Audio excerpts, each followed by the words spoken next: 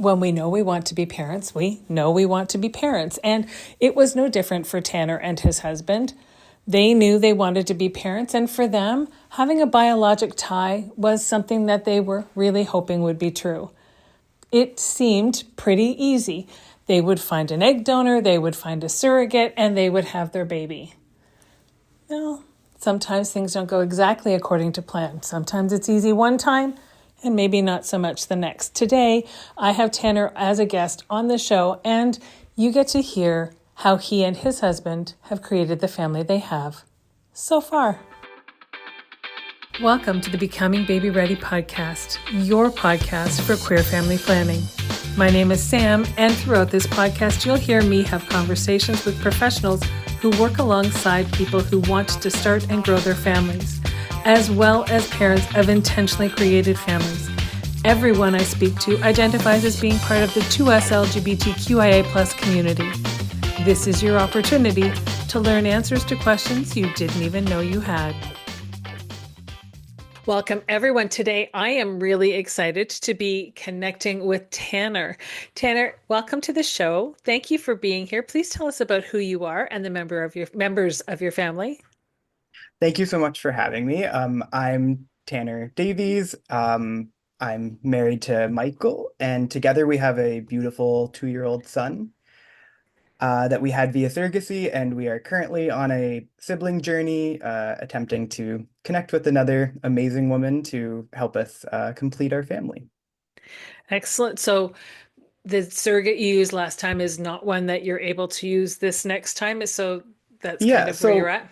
we developed an amazing relationship with her. We all live in Winnipeg, which was amazing. I think it took us about 7 months for our surrogate search last time, which is actually pretty short, all things considered. Mm-hmm. But in that time, we had only seen the profiles of two women in Winnipeg, and very luckily we matched with the second one that we saw. She was very upfront from the start. She said, "I am very excited. I want to do this, but this is a one-time thing." Yep. And that was totally fine with us. We knew we wanted, or we were hoping that we would have more children. Right. Nothing is certain, certainly. Mm-hmm. Um, but yeah, we knew that she wouldn't be available again, but luckily she's still in our lives, and we had a great experience together, and that's definitely informed our second journey going forward. For sure. I absolutely would. It's fascinating to me. First of all, it's nice to have a fellow Canadian on the show because Yeah, lately so many of the people I've been talking to have been outside of Canada. And to be fair, especially if they're on a surrogacy journey, because yeah. there are so few surrogates in Canada from which to draw upon. I will come back to that, but but you mentioned that there were only two surrogates in Winnipeg. Are the numbers still, are you finding still like truly really, really small? Or are you feeling you're going to have to go outside of Winnipeg to find your next match? Yeah, I think from the start we weren't expecting or even specifically searching for a woman in Winnipeg. It's amazing, and we got to be totally a part of the entire experience. But we're a city of 800,000, and surrogates are few and far between. Hmm. So it was definitely not a necessary thing. And on this search, we are now coming up to 15 months into Wow. attempting to connect. And we've only seen a very small handful of women in Winnipeg that have come through. We are with an agency, so that's why I talk about profiles coming through to us. Hmm. Um, yeah, so I don't know why. There's a ton of women in BC and Ontario are always coming through, and less so here. But I don't know. It's just something about the culture, maybe. Well, and as you say, it's a smaller population too, Yeah, right? And it's not like very many people in general take into consideration the idea of being a surrogate for someone. So yeah. that's probably a huge piece of it as well. But that's that. How did you and Michael decide upon surrogacy? What was it about the family planning process that you thought, okay, surrogacy is the route we're going to go? Yeah, so as a gay couple, we have limited options, but the Right. two obvious ones are adoption or surrogacy. Hmm. Um, the yeah, we did research everything. It wasn't, we need to have this biological connection and that's kind Right. of it. We Hmm. did research everything, and the adoption system in Canada is very complicated. It's very flawed. And it's certainly not free like a lot of people online think it is. They think you can just like type in an email and like get your baby the next week because there's just so many babies needing adopting. It's Right. a lot more complicated than that. And actually, I've heard of other gay couples that have gone the adoption route and, starting on similar timelines as us. And we have a 2-year-old son, and, they're still on adoption lists years later. So, Right. um, we weighed everything in. We connected with our surrogacy agency just to get more information, and it really felt like the right path for us. Hmm. Um, yeah, the biological connection is something, but not everything. Obviously, only one of us can be biologically connected to Right. any Right. one child that we have. But more than that, and we can get into some of the details about this later, but because we made embryos, both of us made embryos from the same donor, Hmm. even though our children will only be biologically related to one of us, they will also be biologically related to each other via the egg donor. So Right. it's kind of this like, circle of Hmm. biological relation. Yeah. Not that any of that really means anything, but yeah, I don't know, it meant something to us. And there's nothing. I mean, I feel like, and you've done what a lot of queer people do, and they kind of, when they've talked about surrogacy or they've talked about wanting to carry their own child that's biologically related to them, we're quick to say, it doesn't mean we know that. Yeah, I know. but I feel like I we're have to say I that. know we need to we feel like we need to put disclaimers in, and while I can appreciate it, at the end of the day you wanted to create a family. And if you were a cisgendered heterosexual couple, the assumption would be that you were going to have a biologically related child, and nobody would make you feel as though you have to, apologize for or defend that decision. And we're allowed to want to have biologically connected children, even if not to ourselves, but so that they're connected to each other, because there is Mhm. something in our heads about biology. When we create our children, our families through adoption, or if you're the non-bio parent, doesn't mean you don't love those children. It's something that we've been taught we're supposed to look for. Mhm. And sometimes answers can just come from that. When we're looking at medical history and things like that later on, sometimes there's Exactly. fewer questions. So I I appreciate very much where you're coming from when you feel like that's how you are supposed to answer the question, when you should be celebrating, this is Yeah. our family and this is how we did it. You don't like It it? feels like we Do have it to, different. yeah, it feels like we have to apologize and explain our choices. Hmm. And actually, coincidentally, just an hour ago, at the time of recording, I posted something on Instagram to the effect of talking about how we constantly get questions about like, why didn't you adopt? Hmm. Um, and people seeing it as it really feels like people seeing it as queer people's responsibility Right. to adopt because we can't have children naturally. And it's Hmm. just something that you would never ask a cis family. It's so You would true. never ask a straight couple like, "Oh, why didn't you adopt?" It's like it would feel bizarre to ask that question, but Yeah. it's okay Yeah. to ask us. It's like Right. weird. It's like these in society where these like caretaker figures often, Right. and it feels like we have to solve the issue. Yeah. Or we get the scraps. The Yeah, things that yeah, that somebody that's else a didn't good want. point. And no thank you. We're allowed to decide to do this how we want to do this. Hmm. And if adoption's right for you, great. If fostering is right Exactly. for you, great. If creating your child biologically is right for you, great. The biggest challenge is the cost, and we will get into that. Definitely. That is going to come up in our conversation. But let's start with egg donors. Did you Mhm. did you look through like a donor registry, or did you have some people that were open in your family or something like that? Because sometimes it happens. Sometimes people Yeah. step forward and say, "Oh, well, I'll donate my eggs for you."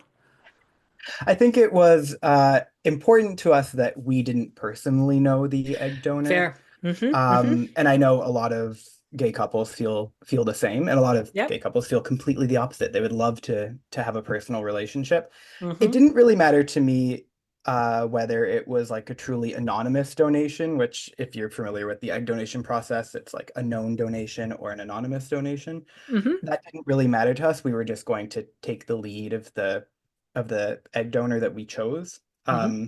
And it is an anonymous relationship. That's just what she wanted. Right.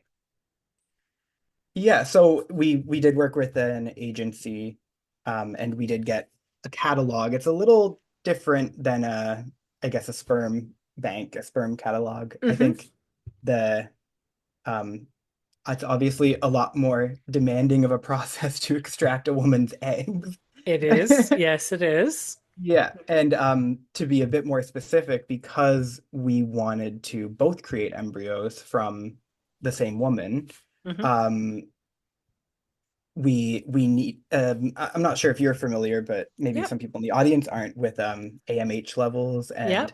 Yep. and yeah, basically like it's a hormone level that can somewhat accurately predict how many eggs could be extracted at any one time. Right. And because we both wanted to create embryos, we needed enough eggs to do that. So someone Obviously, with a higher AMH level. yeah, Yep. exactly. So, because of that, it's quite limiting the kind of like women Sure. in the catalog, so to speak, that we Sure. had access to. And it even that part felt quite competitive. Like you would go on to the catalog, I don't know, maybe 3 or 4 times a day, because as soon as someone came up that a lot of people would be interested in with like a high AMH count and everything's like, looking great, she'd be gone literally like Oh, immediately. So I would be refreshing. My husband would be at work. I would be calling him. I'd be like, "Can you take a quick look at this one? Does it look good?" Like yeah. it felt competitive in that way. Yeah. Um, yeah, and just a quick story. It's our first journey had many ups and downs, but the first really big down was we had signed contracts with an egg donor who we really liked.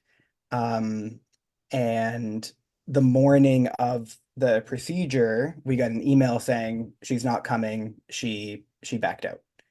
And Oh, we were, I think, 6 months into the process at that point. It felt like everything was building up to this moment, and it was just devastating. And yeah. if in that moment it felt like this is all over. Now it's so funny to think back, like having gone through everything else we've gone through, and it's like, girl, Mm-hmm. like that was nothing. You're Right. fine. Yeah. And Yep. now specifically, now that we have our son and we are getting to know him better and better every day. He's 2 now, so his personality is just like exploding out of him. Yes. I could not imagine what he would be like if it was a different egg donor. Like Right. he is so perfect and so fun and so smart, and he could have been all those things with a different egg donor, but the one our second, egg donor, um yeah, it's hard to imagine not being with her, even Mm-hmm. though I guess initially we had passed over her for someone else. And so you've got it and your donor and um were you looking for traits that were similar? Are you and your husband similar in features and ancestry and things like that? And you were looking for someone who met that, or were there really other sort of indicators like the AMH level or no family history of Crohn's disease or something Hmm. like that? Hmm. Like, where were your criteria on the list? Yeah, we weren't being too picky or specific. Hmm. Obviously the AMH level was a non-negotiable, so Right. I wouldn't even look at profiles of women that didn't have a high enough AMH level, just because to me it was a non-starter. I don't want to like imagine Right. imagine this going Yeah. forward. Um, yeah, so my husband and I are both Caucasian. We both have, I guess, like UK ancestry, Hmm. specifically Welsh, Hmm. coincidentally. We're both Welsh. I have some Italian. Just, you know, we're white. So Sure. Yeah. we were looking for a white egg donor, and the majority of egg donors in our agency system were white. Yeah. Other than that, we get limited access. We get a couple photos. We get, I guess, educational background, which Right. was a little bit important to us, not really. Hmm. And we get medical history and family medical history, including heights and weights and things Right. like that. Um, yeah, yeah. So that's what we got access to, and we made a decision off of that. Yeah. Because these are all criteria that people may not think that may or may not matter to somebody. It doesn't matter to me. I just want somebody to be healthy. Just hand me the first healthiest person off the top of the list. And Hmm. and other Hmm. people have specific criteria. I want blue Yeah, hair, blue eyes, and blonde yeah. hair, and 6 feet at least, and that kind of thing. And Hmm. so that narrows your window down. So it sounds like you had a pretty broad brush that you were Pretty painting, broad. Yeah. so Oh, that you one had thing more I did options. I did just think of, which is important, and it's something that, a straight couple, conceiving a baby in the normal way, Yeah. um, doesn't really think about or have access to is genetic testing. So Yeah. because we had to provide a sample, our clinic said we're going to do genetic testing just to see if you have anything. And interestingly enough, both my husband and I are carriers of, oh God, I'm going to mess this up, hemochromatosis, which Hmm. I don't know what that is. My husband's a doctor. He said it can be serious. And it's quite rare, like it doesn't affect us as carriers, but we just had the opportunity to ask the egg donor if she would consent to genetic testing before going forward. Right. And if it did come back positive with hemochromatosis carrier, then we wouldn't have moved forward with her just because we would be, potentially setting up future children for a difficult life. Yep.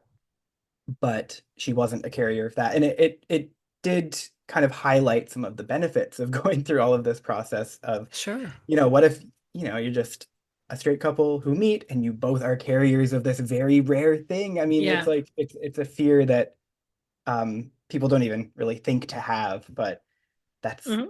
that's how it happens to most people. So, It is. I've got friends who had children with cystic fibrosis, and both happened to mhm, be carriers. Neither of them had it in their family anywhere, exactly. but they happened to procreate. Hmm. So when you can have that insight ahead of time, then that just, even if you choose to move forward, knowing that this is Hmm. still a possibility, Yeah, you're at least making an educated decision in that case, exactly. right? Yeah. Yeah. So you found your egg donor. Do you know how many eggs she got all together? I think it was 36, Wow. Yeah, which that's a was good AMH level. amazing. Yeah, Yeah, that's it was fabulous. incredible. So even after they split the batch, Hmm. um, and then created embryos using both of our samples, and then, some don't make it through that process. Right. Then they do the testing on them. Hmm. After all of that, we still ended up with 11 healthy embryos, Wow. 7 from my husband and 4 from me. So that's, that's very good. I mean, Yeah. I've connected with a lot of other intended parents, and even just women going through IVF, and the numbers are good. So it just takes a little bit of the pressure off, Sure. uh, of not having to go through the embryo creation process again. Yeah, absolutely. And then you found your surrogate, Mhm. and you matched with your surrogate. And how long after you had your eggs created, like how long did they sit on ice before you found your surrogate? It was all kind of happening at the same time because Wow. we were delayed, because our first egg donor had dropped out last minute, and we Right. kind of had to start that process over again. Mm-hmm. In the middle of that, we ended up matching with our surrogate. We were so lucky, like thinking that, 6, 7 months to get a match was like, Mm-hmm. I would kill for that now. Mm-hmm. Um, Mm-hmm. but actually, because of some family issues with our surrogate, the kind of medical and legal process that follows a match before any transfer can Mm-hmm. happen. Um, that was usually it's like maybe 3 or 4 months, the medical clearance, the legal clearance, and it was almost a full year before we could actually transfer. Okay. So that's kind of where a lot of the waiting happened. Sure. A lot of conversations, and we ended up getting to a really nice place, and actually developing a pretty good relationship with not only our surrogate but her family as well. Oh, that's awesome. And so how many transfers did you end up having to do, or was she one of those lucky people that did it first try? We were all very lucky. It was the Excellent. I first love try. that. Yeah, it was amazing. It was July 2nd, 2022. Yeah, I'll never forget that day. No. I went with her to the transfer, and it's amazing how quickly it happens. And then you just walk out and you're like, okay, bye. I'll, like, talk to you in Let a us week and know. see what's going on. Like, it is bizarre. Yeah, yeah. Yeah, we're very, very lucky in that regard. That's amazing. And and I mean, you had the gift of being in the same city. Hmm. And I think of how many surrogate or couples, IPs I know who live not even in the same country as their surrogate, let alone the same city. So, Hmm. and with having built that friendship, sounds like you might have been invited in a little bit more than other IPs may be invited into to the whole journey. Yeah, I think we were able to show her family that we're having some hesitancy around the whole process, Mm, that we were going to be supportive through the journey. I would, pick her up from work and take her to the appointments, and we would go together. And um, she offered to pump after because we're all in the same city, hmm and she's like, I'm gonna have this milk, like, do you want this milk? I was like, of hmm course we do. I would drive over, like, I, she was one of those amazing milk producers. Like, I couldn't Nice. believe it. It was like every 2 days I'd come back with like giant shopping bags. Oh my It was gosh. amazing. Yeah. That's fantastic. Um, yeah, so I think we were able to show her family that we weren't just, using her for Hmm her body. I mean, like, surrogacy can come across that hmm way, like we're exploiting the women for their, natural bodily functions. hmm But that we were, teaming up with her to do this together. I think that's kind of what sold her family. Right.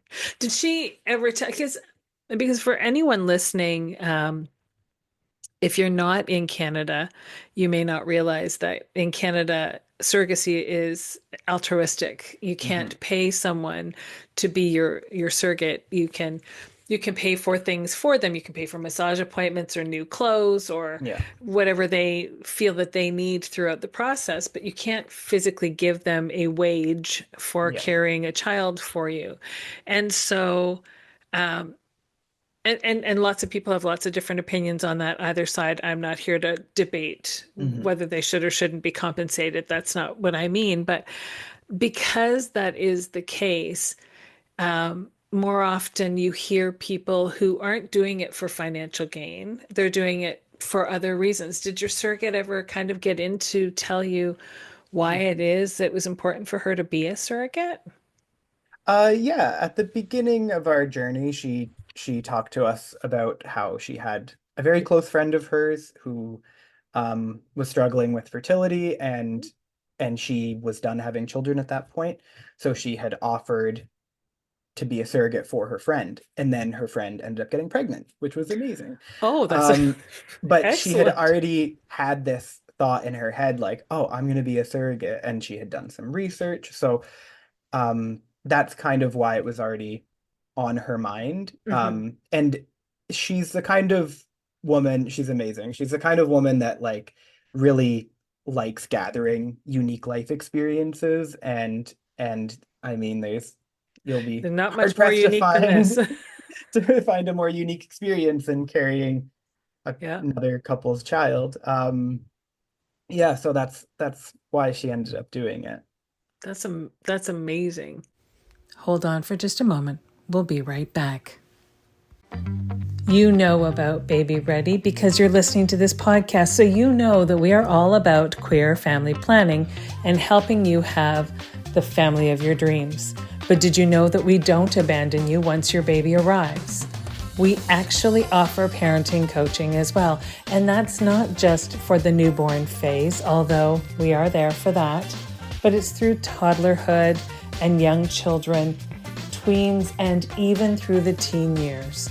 When you need someone unbiased to lend an ear so that they can hear where your struggles truly are and help you come up with a path and a plan that feels truly right for you and your individual family, don't hesitate to reach out.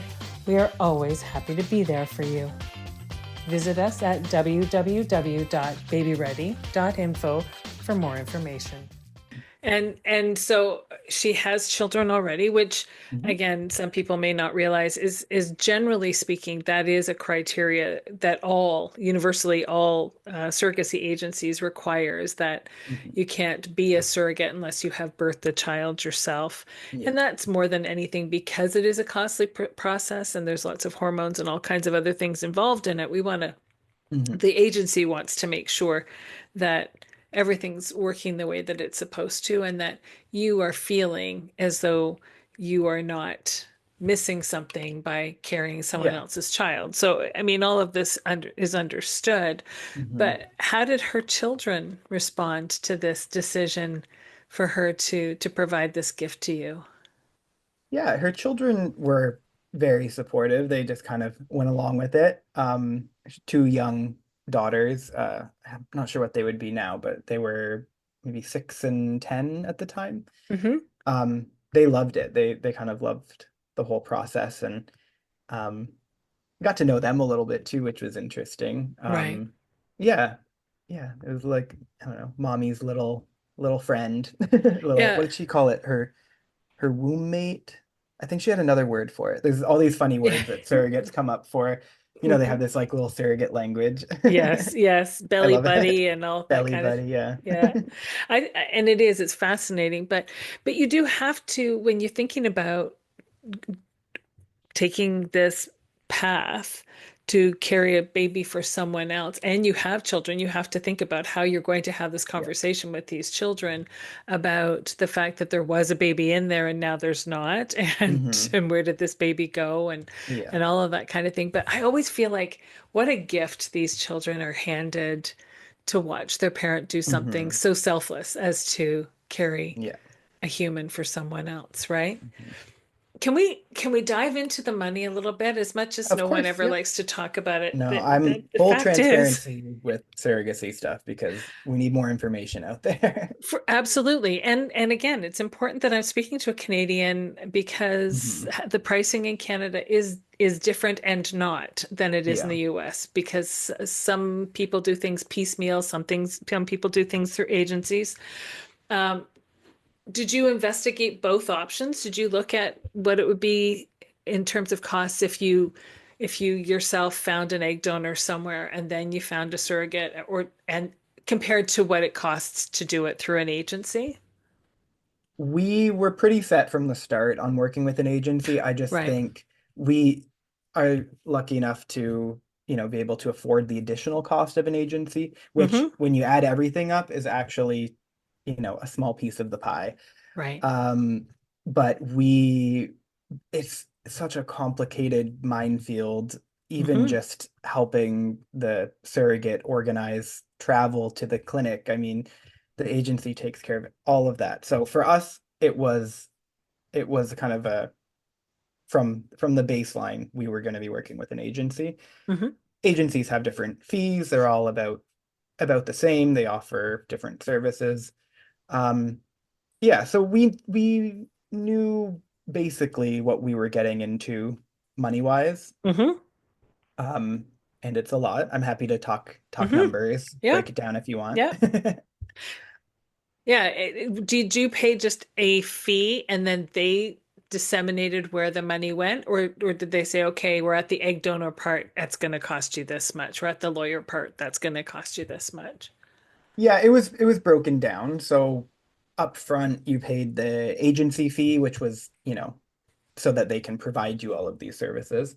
Mm-hmm. Um, I'm not sure what the prices for egg donation are right now, but I think they're about $8,000 to $10,000 Mm-hmm. when we were going through it. Mm-hmm. And then the agency fee was about like 12 to 15, I think. Mm-hmm. And then you actually get into paying the clinic fees, which are like the highest. So Oh, are they? yeah, so that 8 to 10 was what we paid to the egg donor, but that doesn't pay Right. for, the clinic doing the work to give her the hormones she needs and Right. the extraction and any kind of aftercare she needs. That was, and this is very interesting, and some clinics do this. It feels totally bizarre. Um, but the clinic we used, which was, it's everyone in the surrogacy world knows it. It's a big one in Toronto. Mm-hmm. Um, they have like a package system Mm-hmm. where you can kind of prepay for two births. And it's made specifically for with gay people in mind that want to Yep. have one child from each of the Right. fathers. Yep.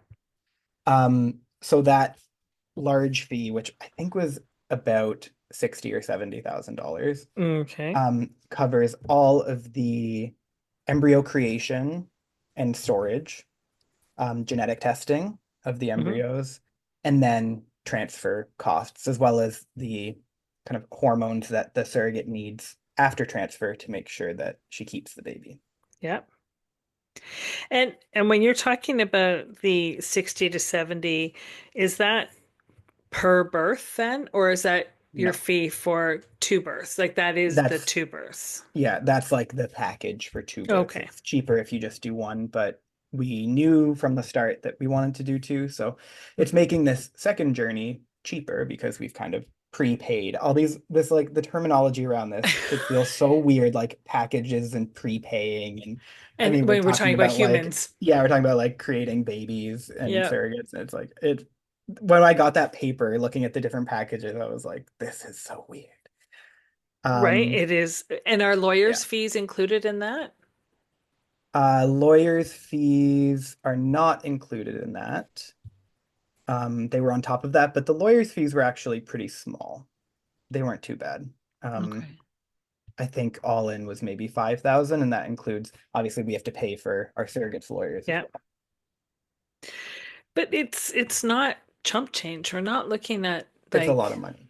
It's six or $8,000 and you get a baby. We're talking a Yeah, lot more money than that. yeah, And and so it becomes it sounds terrible to say, but it comes almost like it becomes elitist. There's absolutely. many people who just can't It's possibly do it, right? it's prohibitively expensive for, Yeah. I would say, most people who are, you know, Yeah. a lot of people are struggling right now. It's the last thing on their mind to drop 100K trying to create a baby. They're just trying to, buy Make ends meet. groceries Yeah, and pay their exactly. mortgage. So Exactly. yeah, Now, I know in Ontario there is a lottery system for IVF. And so, yes, medications and things like that are not necessarily included, but there are some of the clinical fees that are included. Does Manitoba have a program like that? And were you able to put your name in the hat for reimbursement from any of that from the government? I'm not sure if surrogacy is included in the Hmm. IVF lottery systems. I've never encountered intended parents that have had Yeah, access to that. We right, definitely didn't have access to that in right, Manitoba. right. I do know there's been some movement even in recent months in other provinces. I think BC and then one of the maritime provinces um, just bumped up, like funding for IVF Hmm. patients, which is amazing. And I love to see kind of fertility getting in the spotlight. Right. And I mean, and technically speaking, you're using IVF for Oh, yeah. surrogacy, right? So it should qualify. Hmm. Can any of it be claimed as a medical expense back on your taxes? We weren't able to claim anything. It Yeah. just like I mean, it just further separates things. Like if you could Yeah. find the odd loophole or something that Yeah. would make it just so much easier to be able to do that. And so you've been on your path to create to try and find a surrogate to carry a second child for you. Did you say for Yeah. 15 months? Yeah. And that number may seem shocking to you, but anyone who's gone No. through it, it's not Yeah. shocking to them. I mean, we are, chomping at the bit at this point. We Sure. are ready to be matched, but that's just the way it goes. It seems to be getting harder. And Yeah. I do think because, and I totally understand this, but I do think because we already have a child, there's so many couples waiting that Mhm. are looking to get matched that don't have any children. And if I were a surrogate, I would personally rather help them Right. Sure. because we have a child already, and if that's it at the end of the day, if it never happens again, we still have our amazing son, which Absolutely. is a huge gift. So I try Absolutely. to reframe it like that whenever I'm feeling down. That might take a little bit longer, but Sure. we're still, we're not giving up. No. Well, um you went things went so fast in the grand scheme of things the first time Hmm. that I would feel like, at least for me, I would be like, well, what do you mean now it's been this extra time because it happened so quickly the first time, which Hmm. Yeah. may set also perspectives that may not be as realistic as they are for other people, Yeah. right? Yeah. Now you mentioned that your first egg donor bailed Hmm. essentially at the 11th hour. Yeah. Were you on the hook for the eight to $10,000 for her and then had to come up with that again for your next egg donor? Or was there some kind of a compensation package that the agency offered because it wasn't your fault that she Um, bailed on you? she hadn't received any money at that point. I don't think she had taken any of the medication. I think the only thing is she had to go through like a medical clearance Hmm. process before that. But if I remember this correctly, this is years ago now, Sure. she was only like a couple hour drive from the clinic in Toronto. So I think the only thing we ended up having to pay was like her gas money from wherever she lived to Toronto and back. That was the only Okay. like expense she had incurred at that point. Right. Um, I believe egg donors get paid after, but they get paid after regardless of the outcome. It's not like they Right. only get paid if they hit this number Oh, of eggs. But she didn't right. actually go through any of the procedures Right. or even start taking any of the hormones. So Oh, okay. And I just yeah. wasn't sure whether or not she had been paid a Mhm. deposit even to sort of secure her as your egg donor. And if that's the case, I just hate the idea of you being out $5,000 or something like that to have Mhm. her bail. And then for whatever reason that she bails, and I'm not passing Yes. judgment on Oh her yeah. for bailing because I don't know her or her story, but I'm thinking then you have to come up with that again. And Mhm. like it's all of these little things add up, right? Oh, they do. Now, again, in Canada, things are a little bit different insofar as I assume both you and your husband are on the birth certificate. Has that been right from the beginning, or because you No. had a surrogate carry, did you have to go through an adoption process or Yes. changing the birth certificate? Yeah. So it isn't technically an adoption process, but it is a court order. Hmm. Um, So, from the the day our son was born, the surrogate was listed as the mother, Hmm. and my husband was listed as the father. So they said from the start, one of you can be on the birth certificate. And that is like a recent change in Manitoba. Before, and in actually a lot of other in a lot of other provinces, automatically the birth mother's partner or husband is Mm-hmm. automatically added to the birth certificate. So that's changed. But it Right. was a little weird seeing the birth certificate and being like, well, there's our amazing surrogate with my husband. It's like Right. if it's like we Exactly. fathered a child with her, it's like she's not even Biologically biologically. related. It's right. Yeah. Exactly. Oh, So it does require court order, but there is one specific judge in Manitoba that deals with all of these, and it's literally just a paper sign. okay. There's a lawyer here in Winnipeg who kind of like petitioned the government to make these changes to make it easier for Hmm. surrogacy. And so, we hired her. She takes the paper to this one specific judge who signs it, and then it's done. Now, Right.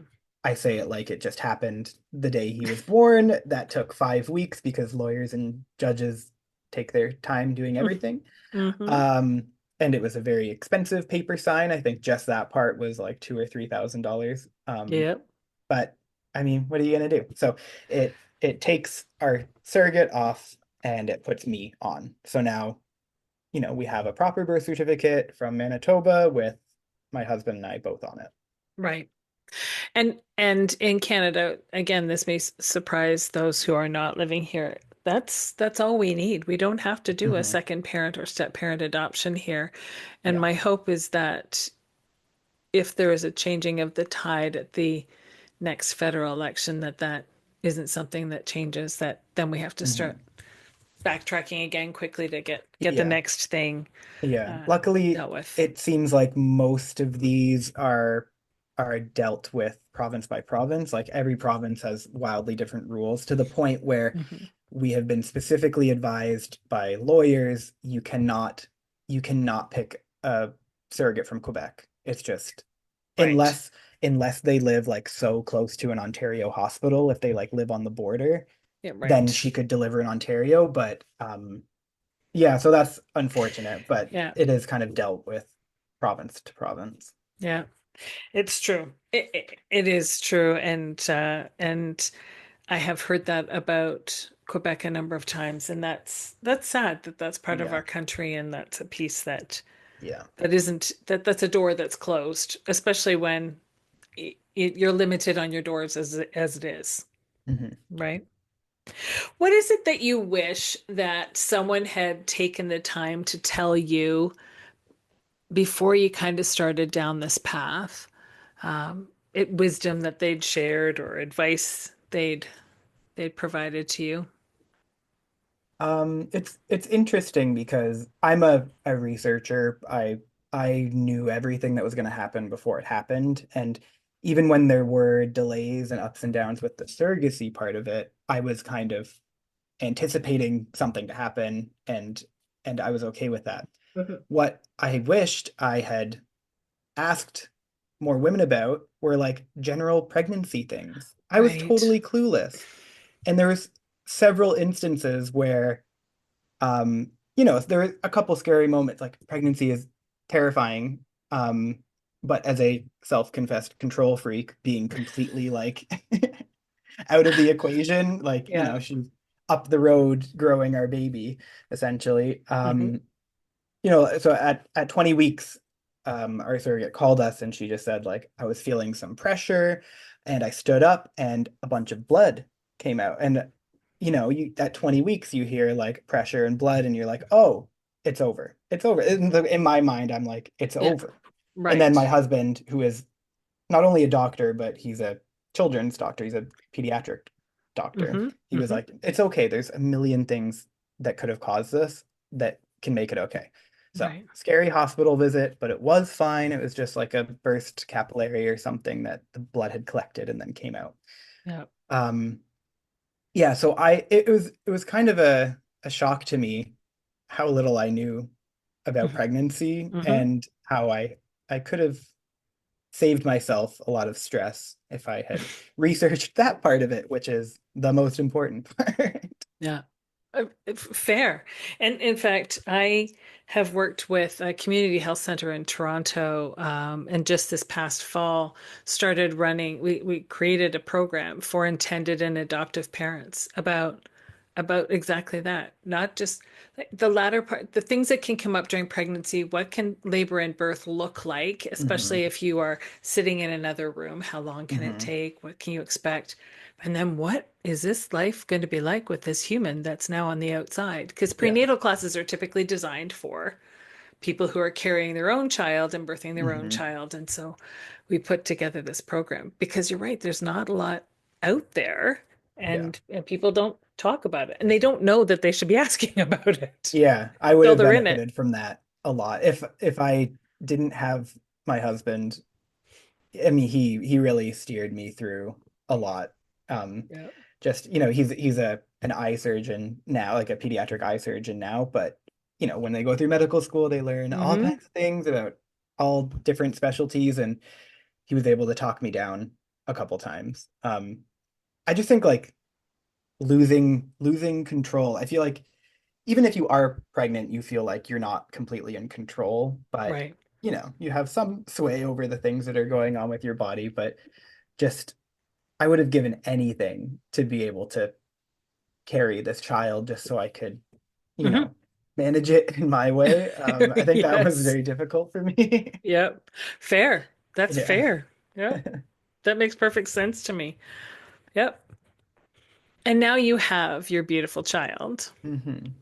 What is your very, very favorite part of parenting your son? Oh, my goodness. I mean, there's a lot. If it truly to become a parent was like a lifelong dream that I feel like most gay people kind of throw away in their 20s because it is, either prohibitively expensive doing it this way, or Hmm. you just can't do it. Um, but now that he's here and I'm a stay-at-home dad to him, so I'm constantly with him. Love Just it. think like seeing him explore the world around him. He's independent. He likes having us near, but he likes doing his own thing. So it's like we need to be in the room, but he wants to be exploring on his own. And it's just very exciting to see that from the start. I'm the youngest of three boys, and my husband's the youngest of three boys, and I've just never really been around babies a lot, and Right. Yeah. and just watching them explore the world is remarkable. It is. It is. Yeah, Seeing the world through their eyes is yeah, like amazing, isn't it? yeah. Reminds you to slow down sometimes. Definitely. Yeah, I one thing I always laugh at, just like the pointing out a difference between my husband and I, is how every time there's a milestone or he grows out of doing something. For example, he just stopped calling it stasta, which is pasta. He Hmm. started calling it was always stasta, and now he figured it out and he calls it pasta. And I'm like, he's never gonna say stasta again. And I keep thinking like, slow down, like I need more of this. Like he's never gonna be that little again. Oh, And it's true. and it's totally opposite. My husband is like, no, I want to see what he's gonna be like when he's older. Like, what's his personality gonna be like? What's Yep. he gonna look like? And it's totally opposite. I'm, trying to drag us back in time, and he's trying to push the fast forward button. And somewhere in the middle is where you are right now. Yeah, yeah, and we're enjoying every moment, but every time he grows out of something, it Yeah. it does hurt a little bit.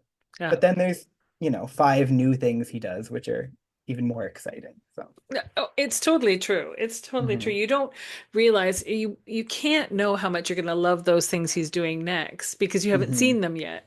But you know yeah, how much you loved what he did do. I That makes know. it makes perfect sense to me that you'd be like, no, slow down, slow down. We have Yeah. a book, my wife and I have a book somewhere of the things that my stepdaughter used to say when she was little, the way she used to say pronounce things to we can't find that book, but for a while Mhm.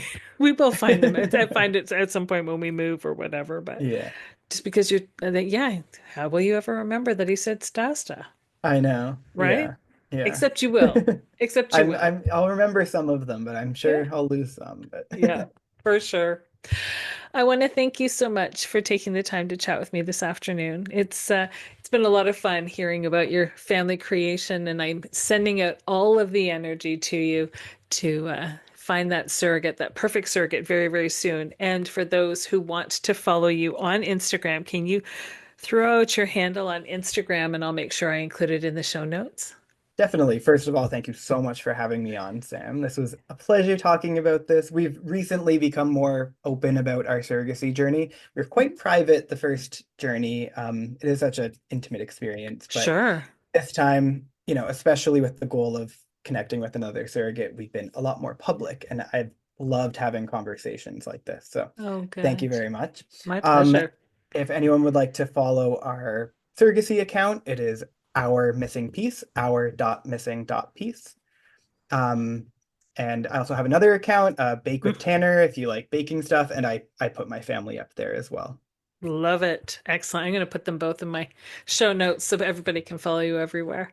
Thank you very much. Thank you. Have a great afternoon. You too. As a queer individual with colonial lineage, I want to first acknowledge the land upon which I live and work. Being from what is now known as Burlington, Ontario, I recognize the original ancestry of these lands as they span from Lake Ontario to the Niagara Escarpment and beyond.